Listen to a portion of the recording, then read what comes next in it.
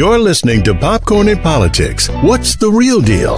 Hosted by Audrey Bell Kearney and Derek J. Wilson. Asking the hard-hitting questions you want answers to. From political leaders and political hopefuls from around the world.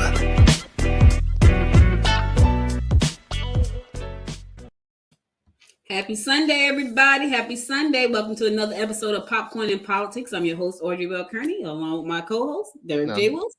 Derek J. Wilson. How y'all doing today? Good. So listen, we got a good show for y'all. So y'all already know what we're about to talk about. We're about to talk about Stacey Abrams running for governor.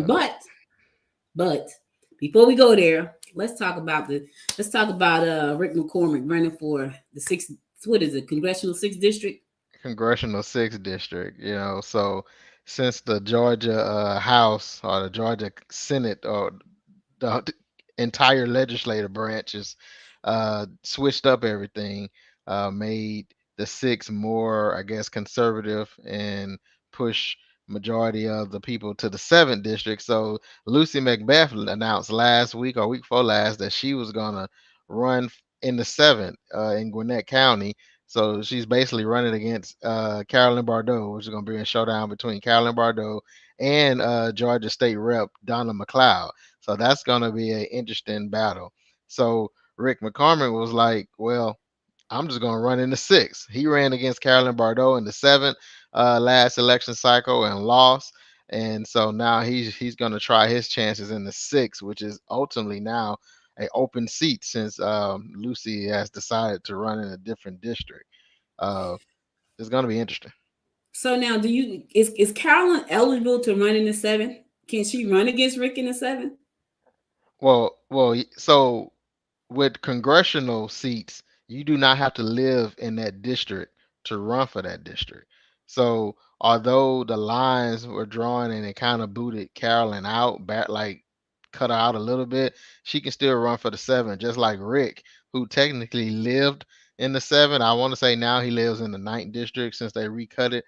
But yeah, he can run for the 6, just like Lucy MacBeth, who lives in the 6, but she's running in the 7th. So it's gonna be an interesting primary on the Democrat side because you have 3 heavyweight, well-known Democrats running for the Congressional District 7.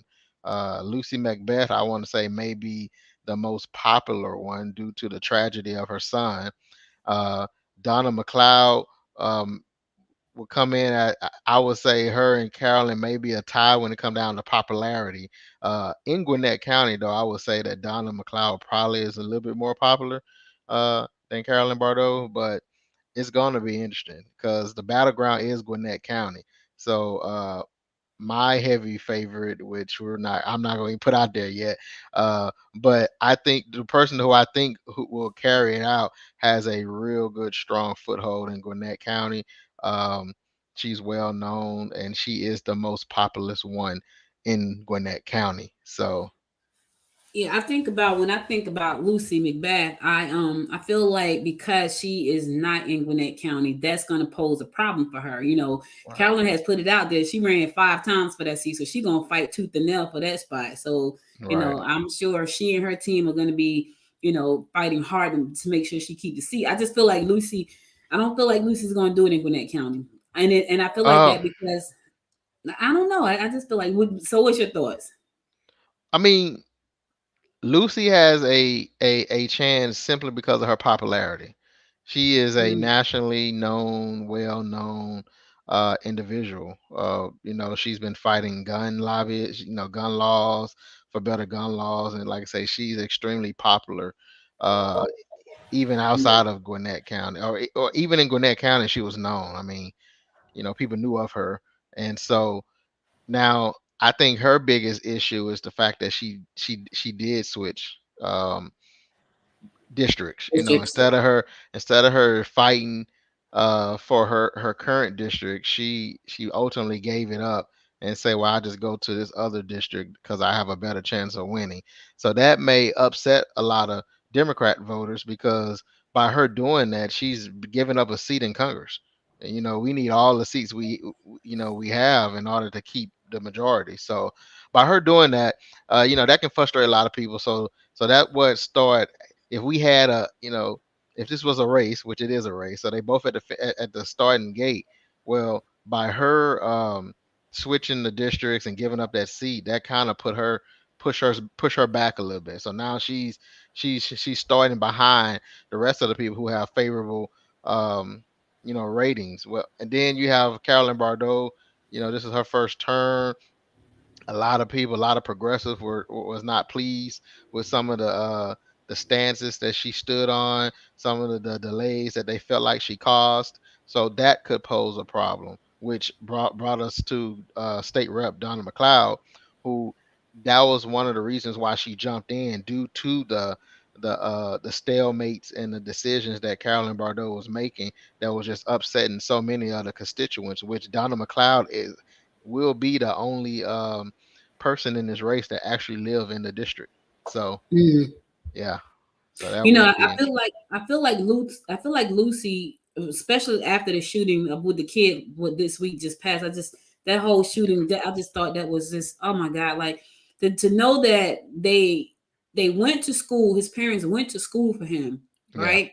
And in the school, because the parents got upset, they let him go to class anyway. They never thought to check him to see if he had a gun. And then he goes and he do what he does. And then they try to hide out. So for me, I feel like she still has a lot of leverage when it comes to gun control and gun violence. And so I Yeah. feel like she could possibly win in a lot of districts, because when you look at that picture, when you see what families just got affected, because the parents had weight, and so they go to school and they tell the school, well, we want him to stay, and they say okay, Well, and I then don't even necessarily think the parents had weight no more than just their privilege. mm, Uh, I mean, the parents weren't anybody particular in the community per se. mm, I mean, they were just allowed.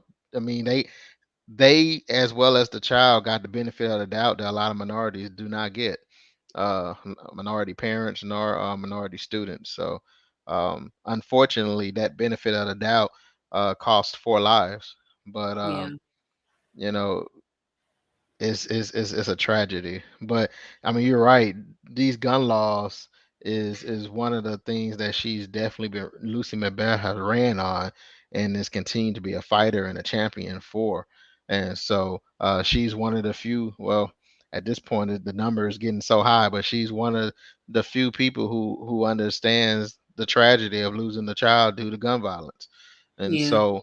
Um, that will help her. Um, fortunately enough for Gwinnett, though, Gwinnett doesn't have a large, um, young gun violent issue. I mean, we did have a shooting, at the bus stop a couple of maybe about a month ago now.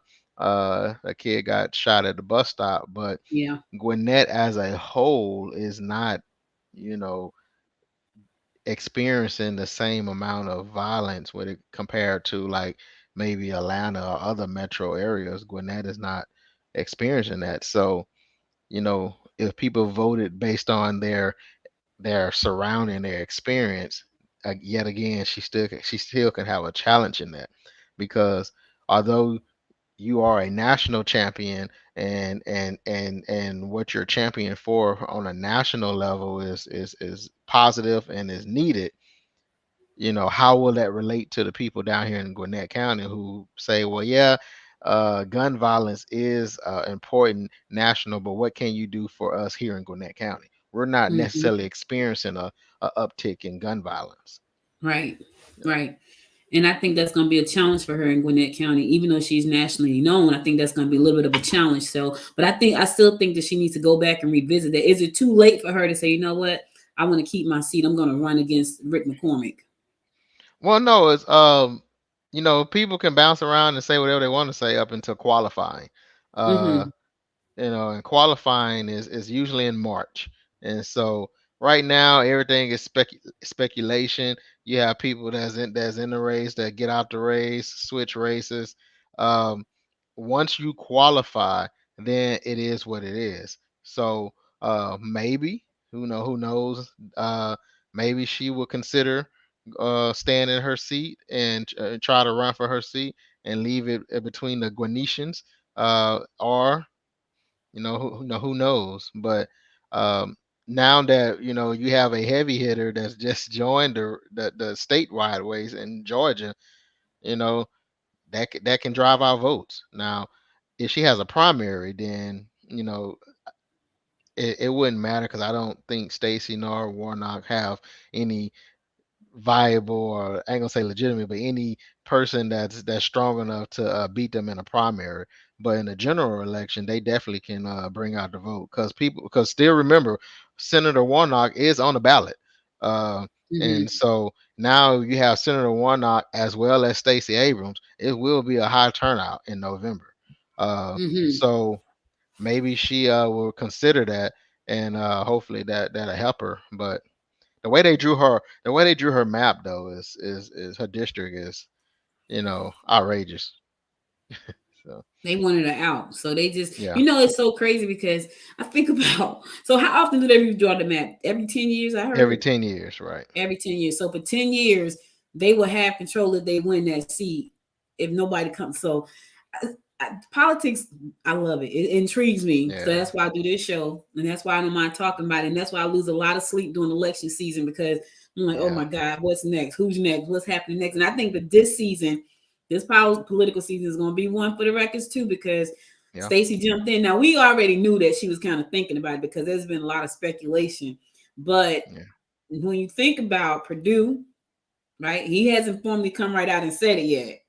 I don't think. I right. haven't seen anything. I haven't seen it yet, but he is a formidable challenger for Governor Kemp. Kemp. It's gonna be nice to Yeah, see them two bumping heads. Trump already got his favorite. It ain't Kemp, so that's gonna be nice to right, see them two bumping heads. And I'm just wondering, Kemp is not over he's not over the voting, over the ballots anymore like he was when he fought Stacey the first time. right. So I don't know if Purdue could pull it off if he become the nominee. What's your thoughts on that? Well, Purdue. He's popular. He's just as popular as Kemp statewide because Purdue was a state senator. Well, a U.S. state senator. He not just a state senator in like Georgia House, but he was in the U.S. Congress. So, um, I think he's a formidable challenger, and unfortunately, he's endorsed by the former president. So, and that the Republican Party is still pigeonholed to the former president. So that will be a challenge that Kemp will have to overcome. Um, Me personally, I don't think either one of them can necessarily beat Stacey Abrams. Kemp walks around and say, "Well, I beat her once," but Mm-hmm. the You fact that stole you were, the fact that you're the ref and the player is kind of it. hard. Right. It's Right. kind of hard to pump your chest out when it's data that shows that you cheated a little bit. Right. So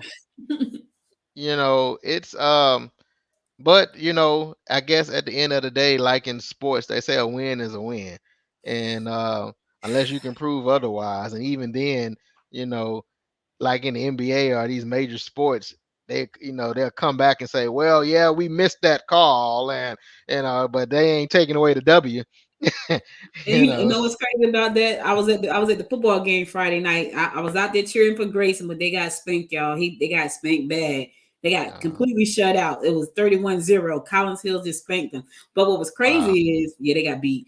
And that was like if they had won that game, they would have won and played at Georgia State because that would have been the championship game. But Collins Hill spanked them. What was crazy is just what you just said. So the ref is down by the touchdown at the end of the field.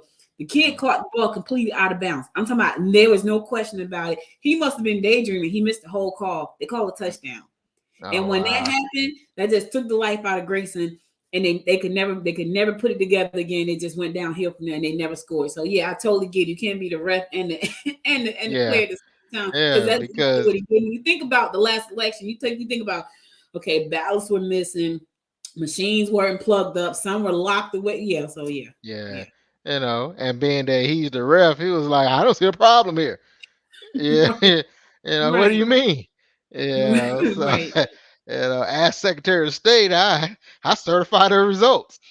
Right. Well, of course you do, Right. buddy. You're the Secretary of State. And you're running for governor. So, um, it's amazing how you know, when you're running for office and you're an insurance agent, you know, your company requires you to, you know, once you qualify, it's a conflict of interest. I need you to go on a leave of absence. When you're running for district attorney and you work for the county government, you know, you know, people recommend you take a leave of absence, but nowhere in the book where it says you're Secretary of State and you're running for anything, because you're over elections. If you're running for any statewide election, another statewide election, uh, that you should have to take a leave of absence, step down, or you know, it just amazed me how, you know, how that works. You know, I mean, You know what's it's just amazing crazy. is that nobody thought to say, "Hey, there's a conflict there." Like, like, so we know that the Republican Party will find a way to redo things in their favor, Right. but it just seems like the Democrats always try to play by the rules that were set, and then the Republicans say, "Yeah, we don't like the rules. Let's change them," and Yeah, they change them I mean, they do it across the board. I mean, across the like board. Trump never showed his taxes. He Nope. never stepped down from his business. And if you look at every president, Democrat or Republican, if they owned a business, they stepped down from it. You know, Dick Cheney was the CEO of Halliburton. You know, Yep. he was not the CEO when he was vice president. George Bush was you know, overall and all this and that. They stepped down from their businesses, you know, and they provided their taxes. So it's not necessarily a Republican thing, but now that, you know, the former president done basically say, you know, I'm gonna do what I want to do, and you know, oh, we're gonna take you to court, take me. Right. Right. Right. Take You me. know, you know, it's like, you know, I got to a point in my life when situations get out of hand, and I'm gonna call the police. Call them. When you're not scared, you have nothing to hide, or you just know that you can beat it, I guess. And so that's how the former president was. Well, we're gonna take you to court. Take me to court. You Yeah. know, do it. And eventually they won, but by the time his taxes were released, he was out of office. Right. Or he was in the Right. it was like the last months of his Yeah. his administration. So it's like this man done fought for 4 years, and y'all, 3.5 years in the last 6 months. Y'all, oh look, we won. He done won, and it Yeah. almost ran, well, not almost, but could have won a second election. It's just amazing. But Democrats would never pushed the envelope like that. If a Democrat would have done that, I mean, mind you, a Democratic president got impeached for lying about an affair. Right. So an Right. affair, that's at bare minimum a personal issue. People say, oh, Yeah. that's abuse of power.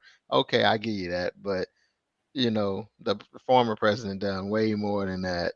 And it's just amazing how we bend. And for the when the Democrats get in party, we have to bend and flex for the Republicans. But when Republicans get in party, they just do whatever they want to do. And then it's just amazing, totally amazing. So, what do you think some of the things Stacey can do to make her campaign strong? I know she has I'm sure she's going to raise a ton of money if she hasn't already. But money doesn't necessarily mean you're going to win, because we've seen people raise a lot of money and they still have not won the election. So that Right. doesn't necessarily mean you're going to win. What do you think she can do different in this election that she didn't do in the last election? Because that's going to be interesting to see. I mean, you're asking how to make a tank stronger. I mean, I mean, I think Stacey Abrams in this past 4 years, or the past 3 years now, next year be 4 years, I think she she did what she needed to do to make her campaign stronger. After she lost, uh, she didn't go tuck her tail, she didn't go hide. Actually, she never conceded. Put that out there. So this is I love her speech when she said, "This is not a concession." you know, you know, and her favorite line is, "To be clear, Mhm. this is not a concession." So, from that speech going forward, she did what she said she was going to do. I'm going to fight for voter rights. I'm going to fight for this and that. And throughout the country, not just the state of Georgia, throughout the country, Stacey Abrams has been a huge benefit. And Stacey Abrams get if not all the credit. She gets majority of the credit for turning Georgia blue for the presidential election last year. Her organization in the state of Georgia alone has registered over, I want to say, 500,000 some odd people to vote. I mean, Stacey Abrams could technically, I feel so strong about her candidacy that she can do what she did. Announce that I'm running. Don't have to do anything more than that. Continue doing what she was already doing, and she can ease into this election. If Stacey Abrams was on the ballot in 2020, she would have won. Mm. Because mind you, since the 2018 election, Stacey Abrams' name has popped up for vice president of the United Yes. States of America. Stacey Mm-hmm. Abrams' name has popped up as one or two of the senators of the state of Georgia. Stacey Mm-hmm. Abrams is oh, hold on, I forgot. First she was Stacey Abrams for president of Mm-hmm. the That's United true. States.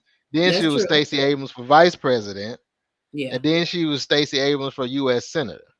And Mm-hmm. so and then so those are the people that the offices that people wanted her to run for.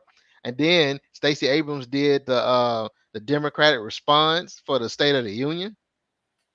Stacey Mm-hmm. Abrams has been keynote speaking all events all over the country. She was nominated for a Nobel Peace Prize.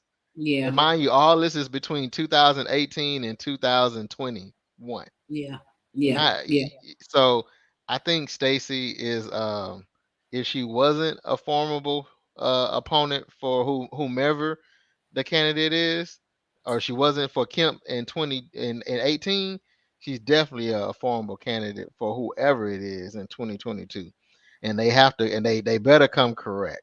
And I don't know who Kemp maybe is the only one that have a slither of a chance, but I don't see any other candidate that's out there that can beat Stacey Abrams. Maybe the former president himself will have to be on the ballot to have a chance. Oh God, don't put that out there. Please don't. He might move to Georgia. Please, please. We'll have a Mar-a-Lago somewhere over in Kanye or somewhere. Please don't put that Yeah. out there. Well, he Because can't do that because he has a open case here, oh, for what his does that election. matter? Does it he writes his own rules. Does that even matter?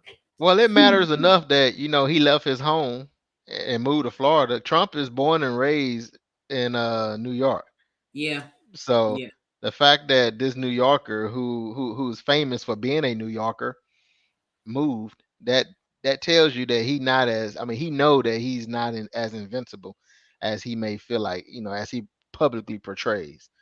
Uh, Hmm. no, it was a smart move because if he would have went back to New York 9 times out of 10, he would have had some state charges against him. Speaking of New York, we see that Chris Cuomo got the knife. Uh, Yeah. I like Chris. My mother used to like watching him. She used to love watching, and I think she just liked him because she thought he was cute. She like, I like him.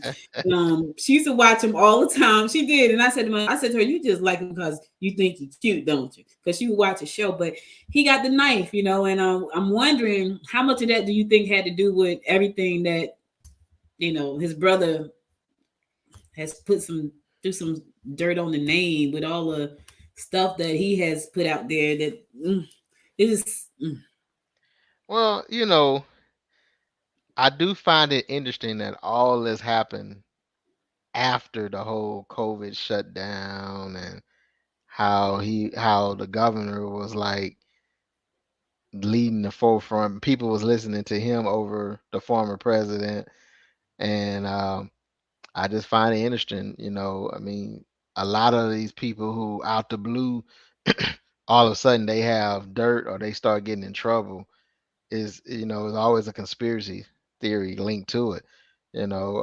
Perfect example. Bill Cosby supposedly was trying to purchase NBC, and then all of a sudden, he's a serial rapist. mm, Things of that nature. So, not saying that he isn't a serial rapist, but you know, I believe that we all know that people know information about people in general, and they hold on mm, to it until they feel a need to release it. And I'm not saying that what he did is right, but same thing like said to bring it back to politics. Like I tell people during the 16 election or whenever it was when Hillary, yeah, 16, Hillary and Trump, and everybody, and all of a sudden people awoke and they got all this information about Hillary Clinton, and it's like this information is not new. This is, this woman been in public life for 30, 45 years. Um, so now we're choosing to have it. Now we're choosing to put this information out, or now we're choosing to find an issue with this information. When if you look deep down into the information, she was a first lady. So that means she signed no bills. She created no policies. She was a first Mm-hmm. lady. Uh, you love her husband, who was the president that signed it. You love the new guy who's the president now. He was the one that wrote the bill, but she got thrown under the bus. And Mm-hmm. so why was that? Because the whole goal was to make sure Hillary Clinton didn't succeed. And I Mm-hmm. and I use that as an example as so in those situations with the Comos or in other situations that happen where where out the blue all of a sudden this information that's already been known or is known within the industry or the community, and then now it becomes public knowledge as an issue because maybe they was stepping too far out of line. And um and so I feel like that's what it was. I tell everybody, read a book. Speaking about this book, former Senator Bob Dole passed away today. Yeah, And heard that. yeah, he was 98 years old. Ooh, And yeah, they got some real good health care, don't yeah. they? And so there's a book about the 1996 election, about Mm. in between, Bill Clinton and Senator Bob Dole. Mm-hmm. And in that book, so mind you, this is before the Monica Lewinsky scandal. Fiasco. Mm-hmm. And so, but the Clintons have never been quote unquote scandal free. They Mm-hmm. had, it was Watergate and all that. So, Yeah.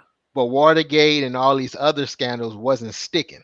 And in that Mm-hmm. book, and this book came out prior to the Monica Lewinsky scandal. And the book stated, and I'm paraphrasing because I don't, it's been years since I read the book, but it stated that the Republican Party will have to, in order to beat Bill Clinton, they would have to find something that would detriment his character, because Mm-hmm. Bill Clinton was well loved, and they Mm-hmm. would have to Mm-hmm. find something that was detrimental to his character in order for them to win. Obviously, they didn't Mm. find it before he won, but I found that interesting that I read this. So now I read the book after the Monica Lewinsky scandal. The book came out. I was a kid. I read this book in high school. The book came out when I was in elementary. So Wait. So listen, y'all. Listen here. Derek said he read that book when he was in high school. He's been in politics forever. He said in high school, all I wanted to do was chew gum. That's what I did. Chew gum in high school and chase boys. Go ahead. I'm sorry. I had to digress for a second. And so I read the book in high He was school. in political books. What grade Yeah, was you? it's In called seventh The grade? Choice. So in '96, I was in either fifth grade or Oh my sixth God. grade. You Yeah. know, fifth or sixth grade. And so the book is called The Choice.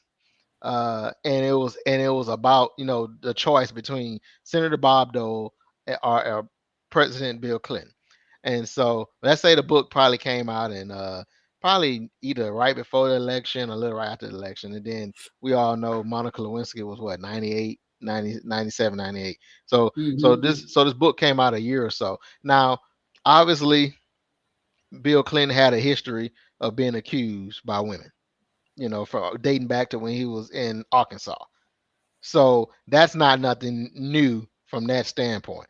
So, but for them so for a author to write it in a book, and then a year or so later, they finally find some impeachable, and then he didn't even get impeached for the affair. He got impeached for perjury.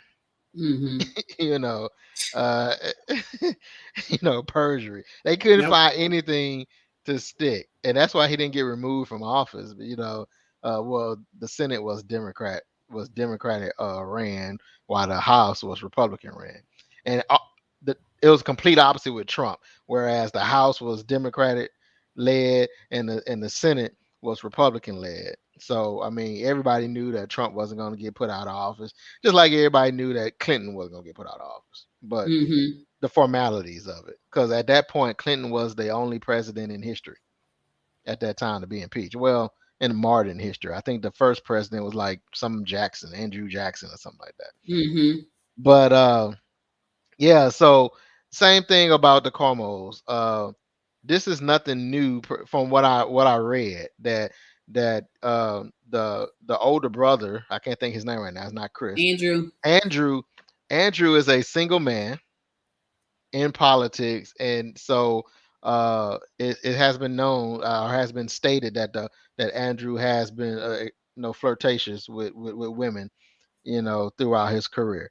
And so oddly, after he shut down the state and all this and that, and he's more popular than the president, and we all know the president at that time is very sensitive about his popularity, and if he feel like you outshining him.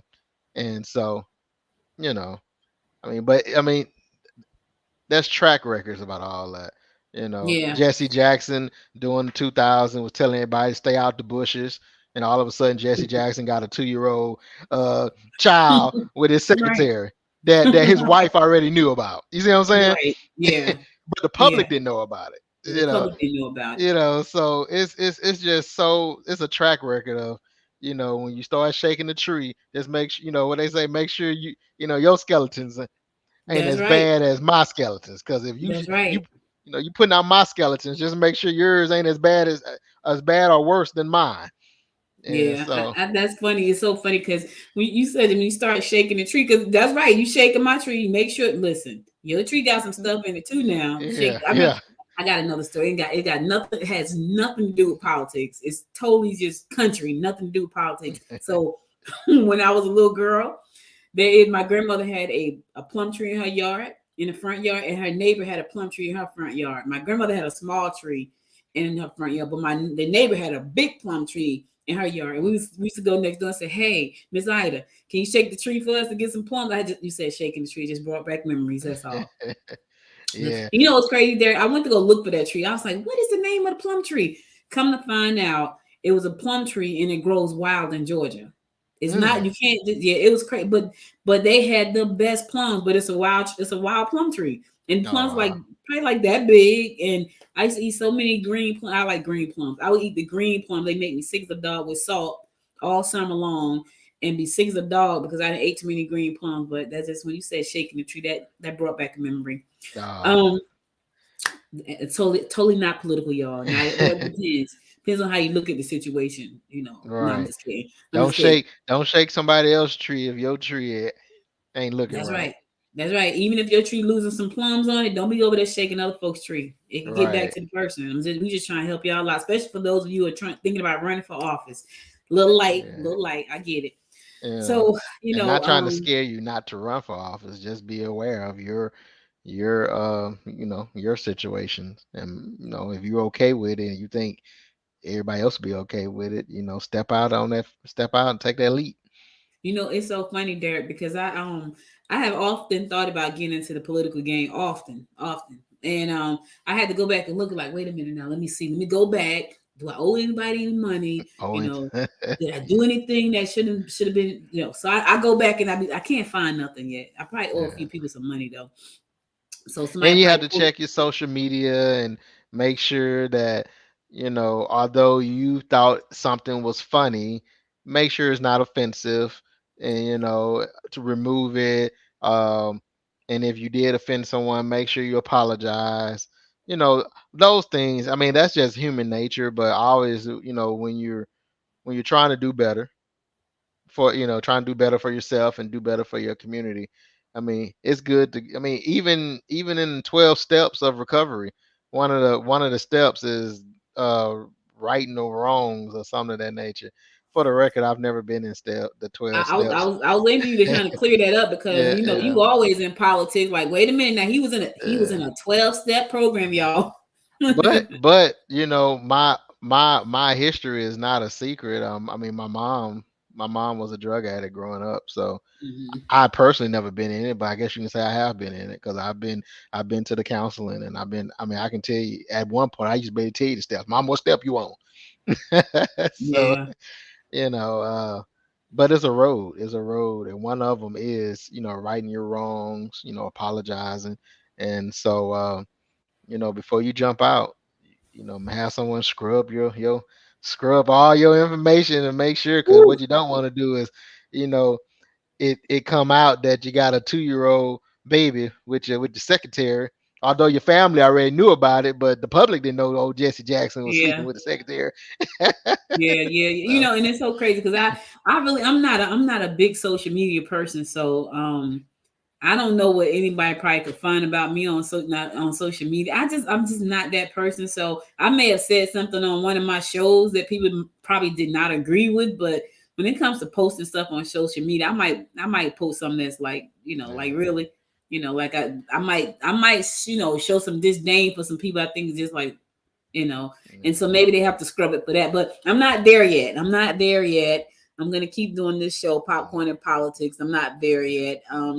I have a lot of I have a lot to learn in this space. And We now all would I do. be a fighter? I think I would definitely be a fighter.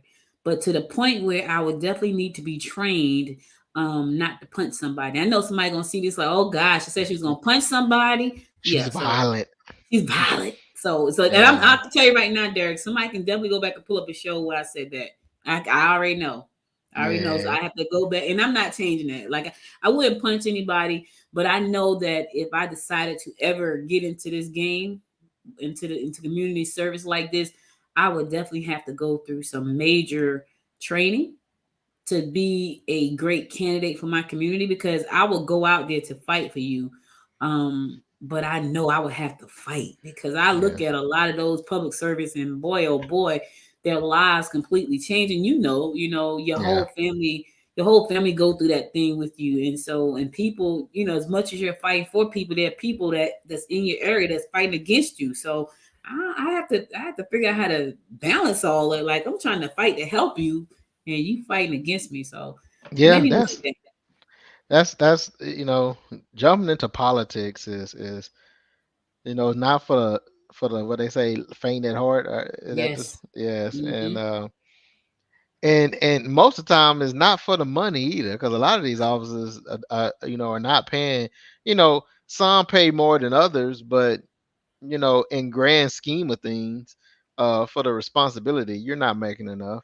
Uh, Perfect example: the president only makes $400,000, and I say only because the president of the United States, is, as they say, the most powerful man or woman, could be one day the most powerful person in the world, of the most powerful country, and you have CEOs of companies that make more than $400,000 a year. Yeah. So actually Definitely. you have school superintendents that make more than four hundred thousand Hello. dollars a year. Especially if you live in Gwinnett County. Hello. So let's put that in perspective. Yeah. Yeah. Yeah. So In yeah, Gwinnett County, listen. Yeah, I yeah, might want to go look up some of them salaries here in Gwinnett County. Some of them, listen, education. Listen, yeah. there is a football coach in Buford, and I know this way off from, but there's a football coach, high school football coach in Buford. His job is to coach high school football, 130 a year. Yeah. I was like, a high school football coach, 130 for the High coach. school football is real big in areas like Georgia, Yeah. Texas, Kentucky, areas, Oklahoma, and I say that because I attended Abilene Christian University, and at Hmm. that, so I don't know if you remember the movie. You're a football person, so you should remember the movie Friday Night Lights. Yes. Friday Night Lights. Yep. The guy that Billy Bob Thornton played, he Hmm. was the coach, the head coach at Abilene Christian University. Wow. Wait a minute, head coach at a university. Wow. After the movie came out, I didn't follow to know how much money they offered him, but he left the university and went back to the high school as an athletic director. Wow. So now you Yeah. know that. Now you know he made some money.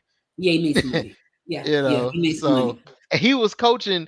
he was coaching players that end up going into the NFL, Yeah. and he went back to high school after the Yeah. movie came out. First of all, a movie was about him because Yeah. because he was the star of the movie. I mean, Billy Bob Thornton played him, Yep. and he went back, and they paid him some nice shiny pennies. Yes. Yes. So Because yeah, football is big down here. Like the SEC down here, man, is nothing like anything I've ever seen before. My nephew played for Grayson High School, and so we left the game Friday night. Yeah, they got beat though. They got spanked. and the But Bulldogs. we left the football game. We went downtown Lawrenceville to get some pizza, and this was about 10:30 at night. So my husband and I are sitting there eating pizza, and this on the TVs, because they got like, so I counted the TVs, Derek, and you know why I'm telling you that. It was like 8 Yeah. TVs in there, right? I counted the TV. I'm like, oh, we got 8 TVs in here. There were like 8 TVs in there, right? And so it was one directly in front of me. So they popped up the screen about the best players in Georgia, right? My nephew's up on the screen. He's a freshman, by the way. He's a ninth grader. His name is up on the screen, Jalen Bell, with all these seniors, freshmen. He's a freshman. 7 college offers already as a freshman. Wow. Already. And so it is big down here. He's gonna be playing in the Adidas game in a couple of weeks. So I gotta figure out where that is, because I think I'm gonna be on the highway so I can go to that game. But football is big down here. And so and one of my brother's friends came down from Jersey, and they be like, every time they come, they're like, man, this is a high school, because it's not like that in Jersey. I mean, here in Georgia and the Southeast all together, people take football very seriously. In Jersey, they take it serious, but you don't get the support these kids get down here. And so when they come to visit and they went to the games with us, they were like, so a couple of weeks ago, the TV camera was there. So the guy said, he came from Jersey, said, is that, are they on TV? And my brother's like, yeah, they're on TV. ESPN2 or something like that. Yeah. Yeah. Like, yeah, they're on TV right now. So anyway, Yeah. listen, Football is big in the South and yeah, Midwest. it's huge. It's huge. I South got and my Midwest. nephew coaches at Florida State, and my baby nephew plays for Grayson High School. I think my brother, who was supposed to be in retirement for a second, and that's been like a year. I think he's about to come out of retirement to coach high school again. So we like football. And that's what I meant. High school football is. I remember at one point, because I think somebody beat them. I remember at one point it was a stadium built in Texas that was like $57 million, and it was like the most expensive high school stadium ever. And then somebody else in Texas. So one was in the Houston area, then one in the Dallas area. Like, yeah, we can beat that. It's like 67 million, and that was back in 14, 15. So I think a high school stadium probably go anywhere from almost $100 million for a high school stadium. Well, I could tell you this, Football stadium. Buford High School, the high school itself, I don't know if you've ever gone there, but that high school alone is like $85 million. It has 2 I football heard about stadiums. that. It's like a college campus. That's why the coach make $130,000 or more a year, because Right. the freaking high school looked like a college campus, and it's Well, they just a said high that school. high school was one of the most expensive high schools in America, if I'm not mistaken. Yeah. Well, To it looks build. like it. Right. Trust me. I went Yeah. up there and I'm like, oh, this is beautiful. It is lovely. Yeah, I But gotta listen, check I that got out. to go. Yeah, you gotta check it out. Take Michael over there. He might want to go. He might want to transfer over. That's a hike for you, but I don't know. He might be That's a saying, I hike. want to go there. Yeah, I go by myself. I can't take him. Okay, yeah, don't take him because it's A beautiful. I ain't gonna business. even lie. They make it a business trip. Yeah. Business trip. So listen, guys, we gotta go, but we'll Yeah. be back again next Sunday to bring you more popcorn and politics. One day we're gonna eat some popcorn. We just haven't gotten around. Listen, we ate more popcorn before we launched the show. Trust me, before we launched the show, we were killing popcorn. That's how the show got its name. Yeah. Like, bags of popcorn. And we haven't eaten any popcorn since we started this show. But in the planning stages, Derek's daughter got a big bag of popcorn. She was taking pictures. I had like 3 I'm talking about big giant bag like this of popcorn. Yes. Haven't eaten any popcorn since we started the show, but don't worry. We're gonna eat popcorn pretty soon. So remember, this show is streaming live on American One Radio. It's also streaming live on LinkedIn, Facebook, YouTube, Twitter, and Roku. So you can catch us every Sunday at 1 p.m. live on all of those platforms. And if you miss any episode of the show, always go back to popcornandpolitics.com and listen to our past episodes there, and follow us on all our social media. So thank you again, Derek, for co-hosting me as always. We'll be back again next Sunday to bring you more popcorn and politics, my good friends. And Want to give any closing remarks before we shut it down? No, have a good one, and happy holidays. Happy holidays. We'll be back again next Sunday. Until next time, my friends, make it a great day. Bye, y'all.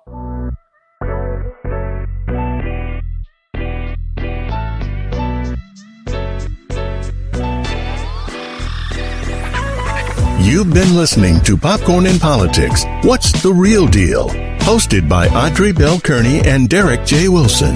Be sure to subscribe to the show and share it with your family and friends. To support the show, visit us on the web at www.popcorninpolitics.com. Connect with us on Facebook at Progressive Popcorn and on Instagram at Popcorn Politics Podcast.